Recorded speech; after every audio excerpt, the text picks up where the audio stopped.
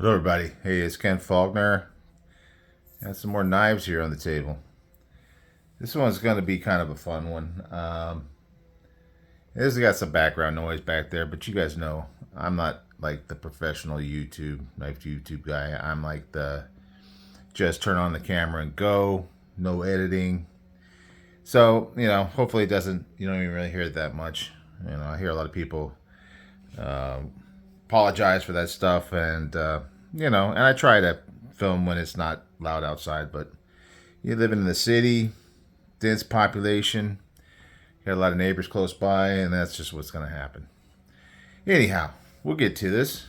I got two knives here. I've been doing this thing lately where I've been like thinking about brands that I want to get knives from. And so I list out these knives or these brands, and I don't have any knives from them yet, but I've always thought about getting one, and I haven't got one. So this one was kind of a little side thing. I don't know exactly how it went about. It's obviously like one of these Amazon sort of things. Because I was looking for Emerson's, and Emerson knives. For one thing, I'm California, so autos are not really a good thing here, I guess. That's what they think. So you see a lot of autos with Emerson's, but not a lot of manuals. There is this series, the CQC, and they got a couple different sizes. And so, obviously, if you look real close here, you see this is not an Emerson knife, but it is an Emerson design. It does have that wave feature. It's got the thumb disc that you see on a lot of them. And this is a CQC made by Kershaw. I actually borrowed one of these from Billy years back. Well, maybe not years. I don't know.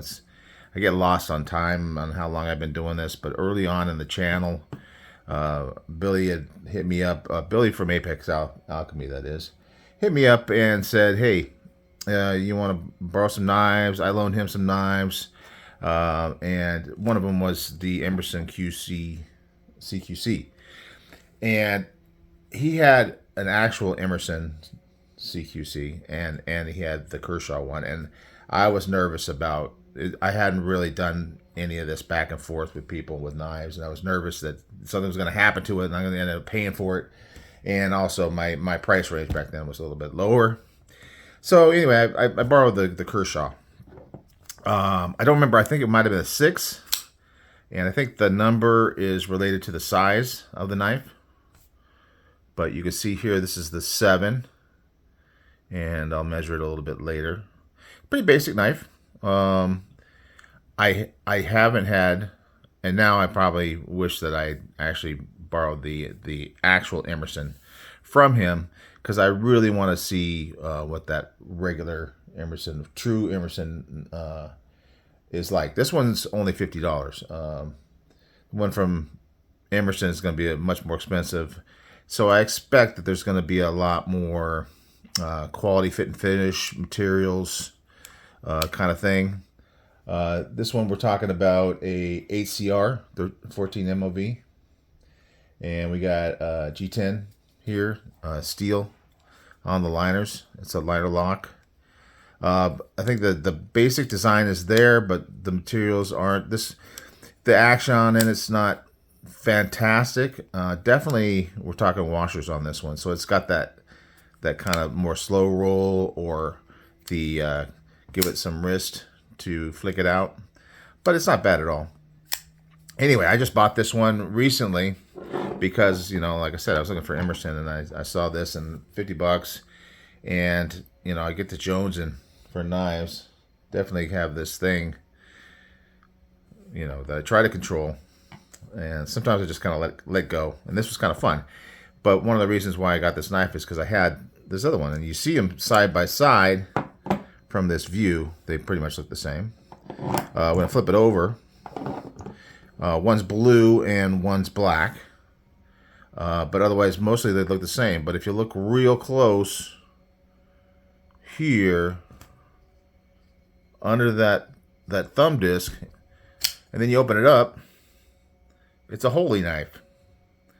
If you're not familiar with trainers, if you're into training, knife fighting type thing, you have to use a trainer knife.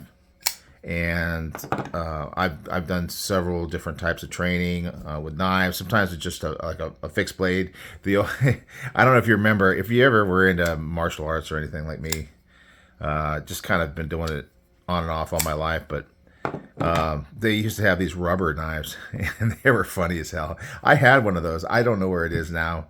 That would be funny to have one of those things, but it just kind of all over the place. So you can stab somebody. This thing is going to hurt. If you stab somebody, it's not going to kill them because there is zero edge on that thing. You can see it looks like the spine. There's no bevel at all, and it's got these holes, and that is. When you get into real training, either knife on knife or a knife against an unarmed, partner, you gotta be careful. Especially when you got people that are carrying actual knives, and you start out by taking out the knife and showing that, hey, this has a hole before you get into your training. Those holes are just an indicator. You just gotta be careful. Obviously, knives are not to be messed with. Just using them as tools, you can cut yourself accidentally. It's easy to do. So we always have to practice a certain amount of knife safety when we're doing stuff. But so that's it for the trainers. And I've had these trainers for a while. My girlfriend wanted to, because she knew I was into knives. She wanted to get into doing some training. We didn't get too deep into it, but it's fun. It's kind of like a chess match, kind of just like any sparring or any martial arts type thing. And it's like any kind of sport too, like basketball. When you have to react to your opponent, and you will make moves to try to get a reaction out of your opponent, and you might fake something. You'll do a fake. If you see it in boxing and all this kind of thing, you fake to get them to move, and then that gets you an opening. And the same thing with knife fighting or any kind of hand-to-hand type or weapons, personal weapons other than like firearms or bows and arrows or anything like that. That's a different story. But yeah, with the personal combat type stuff, that's what it's all about. But anyway, regardless, we've had these for a while. We've used them, and you can see the action actually a little bit better on this one because I've had it for a while.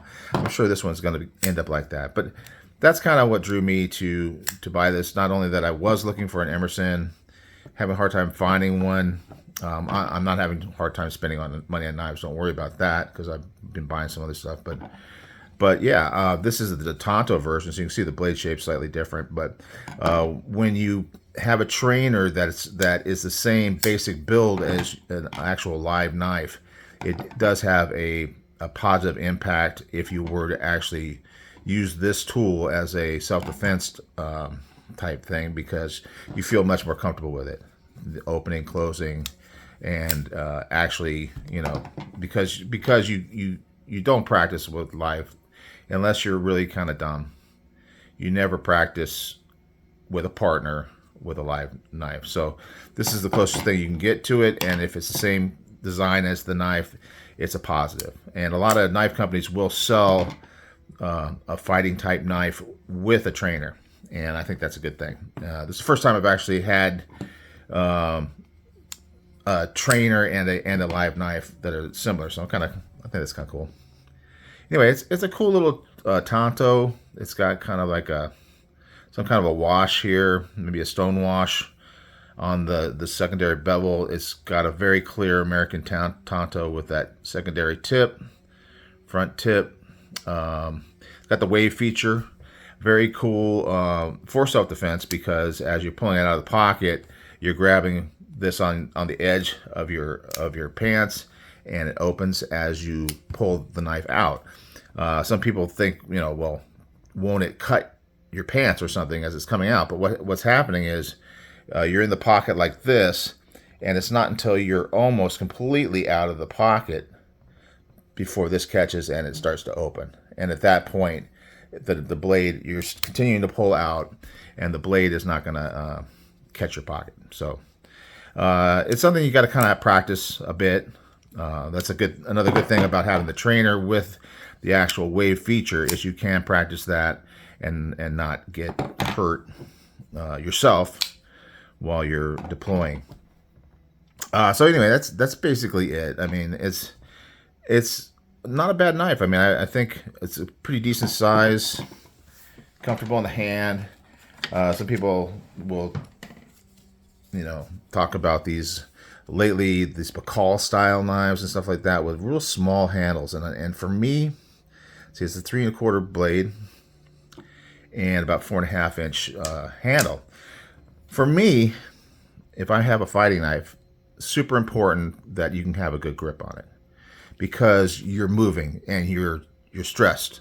Everything is very, your fine motor skills are going to go down the toilet in a case like that. Even with training, it does help a lot to train, especially if you're training in a stressful type environment type thing where it's more the realer you can get without putting somebody in harm's way, the better, because when something actually happens, you're more calm and you don't. But as you get nervous, it's easy to drop a knife, get it knocked out of your hand. That's the scary thing about carrying a knife for self-defense. If you don't know what you're doing, somebody can get the knife from you and use it against you. So yeah, anyway.